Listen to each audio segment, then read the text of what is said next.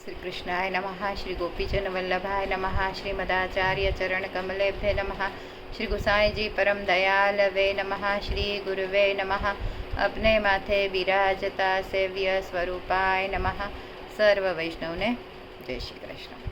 तुलसी विवाहનું જોયું, ત્યાર પછી આવે છે આપણે કારતક સુદ બારસ, ગિરધરજીનો ઉત્સવ આવે છે અને રઘુનાથજીનો ઉત્સવ આવે છે. એ દિવસે વસ્ત્ર લાલ રંગના આવે છે, જરીનો ઘેરદાર વાઘો હોય છે, મસ્તક પર સેહરા અને બંને બાજુ મોતીના કતરા, ટાળી ચોટી, જડાઉ કુંડલ, ચરણારવિંદમાં મોજાજી, ટાઢા, વસ્ત્ર શ્વેત અને શૃંગાર વનમાલાના હોય છે. ત્યાર પછી પ્રારંભ થાય છે ગોપમાસનો, વ્રતચર્યા. તો ગોકુલની નાની નાની ગોપીઓ જેમને પૂર્વજન્મમાં ઋષિકુમારો રૂપે પ્રભુના પરમાનંદને પામવા કઠોર તપ કર્યો હતો, એ બધી જ ગોપીઓ વ્રજમાં માગસર માસ ગોપ માસનો આરંભ થાય છે અને ગુજરાતની તિથિ પ્રમાણે કારતક વદ એકમથી થાય છે. ત્યારે આ માસમાં વ્રજની ગોપીઓ પ્રભુને પામવા જમનાજીમાં સ્નાન કરે છે અને કેસરિયા વર મેળવવા દેવી પૂજન કરે છે.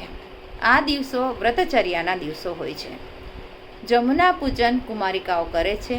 જમનાજીના તટે માખણ જેવી કોમલ વાલુકામાં જમનાજી મૈયાની મૂર્તિ તૈયાર કરે છે. યમુનાજીમાં સ્નાન કરી શુદ્ધ હૃદયથી હાથ જોડી પ્રભુને પામવા માટે યમુનાજીને પ્રાર્થના કરે છે. શ્રી યમુનાજીના કિનારે જઈ શ્રી યમુનાજીના વાલુકાથી બનાવેલા કાત્યાયની દેવીના સ્વરૂપનું પૂજન કરતા કુમારિકાઓએ કર્યું, કારણ કે શ્રી યમુનાજીમાં એવું સામર્થ્ય છે કે તેઓ જીવને ભગવાન એટલે કે પ્રભુને યોગ્ય બનાવે છે. એમનાથી પ્રભુ પ્રસન્ન રહે છે અને કૃપા દૃષ્ટિ વહેલી કરે છે. તેઓ શ્રી યમુનાજીના કિનારે પહોંચી જળમાં ઉતરી સ્નાન કરવા લાગ્યા. હેમંત ઋતુનો મહિમનો હતો. ઠંડી શરૂ થઈ ગઈ હતી. જળ વિશેષ ઠંડો હતો, પરંતુ નંદનંદનને પ્રિયતમ રૂપે પામવા કુમારિકાઓ તો આ વ્રત કરતી જ હતી. એમણે ઠંડી સામે પણ ધ્યાન ન આપ્યું અને ત્યાં તો ગુપચુપ શ્રી નંદનંદન પધાર્યા. કિનારે મૂકેલા બધા વસ્ત્રો લઈ કદમ વૃક્ષ ઉપર ચડી ગયા. પ્રભુએ વ્રજ સુંદરીઓને ઈચ્છિત વરદાન આપવા માટે જ આ લીલા કરી છે. સૂર્યશ્યામની છાપ દ્વારા ગોવર્ધનધર પ્રભુને સ્વયં નીચેના પદમાં સુરદાસજીના મુખે જ ગાયું છે. અંબર દેહો મુરારી હમારો, અંબર દેહો મુરારી, લેકર ચીર કદંબ ચઢ બેઠે, હમ જલ માઝ ઉઘારી,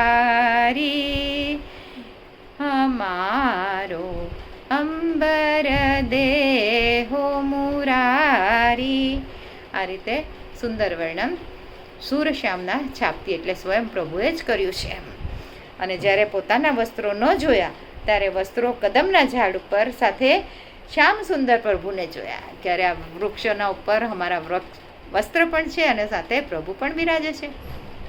એટલે લોકો સમજી ગયા અને વસ્ત્રો આપવા માટે વિનંતી કરવા લાગ્યા કે હે શ્યામ સુંદર, કમલ નયન લોચન, હે શ્યામ, અમે તો તમારી દાસી છીએ.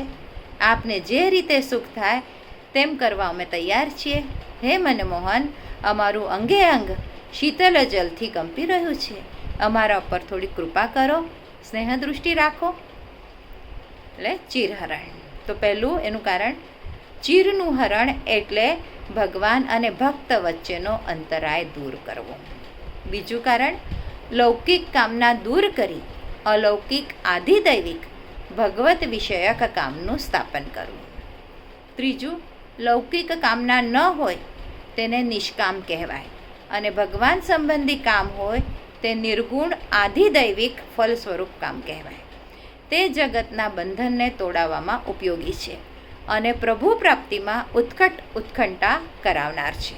આવા કામનું સ્થાપન કરવું તે પણ એક હેતુ હતો. ચોથું દોષો દૂર કરવા. પછી વસ્ત્ર રહિત સ્નાનથી દેવ અપરાધ થયો. વગર વસ્ત્ર સ્નાન કરવાથી જલમાં રહેલ અગ્નિ અને દેવો સર્વવ્રતનો નાશ કરી દે છે. એટલે નિવસ્ત્ર થઈ ક્યારે પણ જલાશયમાં સ્નાન ન કરવું આ દોષ છે. આ દોષને દૂર કરવા માટે પણ પ્રભુએ આ લીલા કરી. સ્નાન વખતે મૌન રાખવું જોઈએ. તે ન રાખવાથી પણ વ્રતભંગ થાય છે. હર્ષમાં આવી જતા દેહનું વિસ્મરણ થવું એ વ્રતની માટે મહાન દોષરૂપ છે. આ રીતે ચિરહરણ દ્વારા સર્વ દોષોની નિવૃત્તિ કરાવી અને નિવસ્ત્ર બહાર આવી વસ્ત્ર લેવાથી બધી જ લૌકિક માયા અને લૌકિક કામનાઓ દૂર થઈ ગઈ અને બધી જ કુમારિકાઓ નિર્દોષ થઈ ગઈ. અને આ પછી પ્રભુએ એમને પરમાનંદનું દાન શરદ સમયે એટલે કે શરદ પૂર્ણિમા શરદ સમયે રાસલીલામાં કરાવવાનું વચન દીધું. અને એટલા માટે જ શરદ પૂનમ આ ફલાત્મક મહારાત્રિ છે. આવી રીતે આનો મહત્ત્વ કહેવામાં આવેલું છે. આજ માટે આટલું જ. આજના મારા વચનોને પ્રભુ ચરણોમાં સમર્પિત કરું છું. કૃષ્ણાર્પણમસ્તુ. જે કાંઈ ભૂલ થઈ હોય તે માટે ક્ષમા ચાહું છું.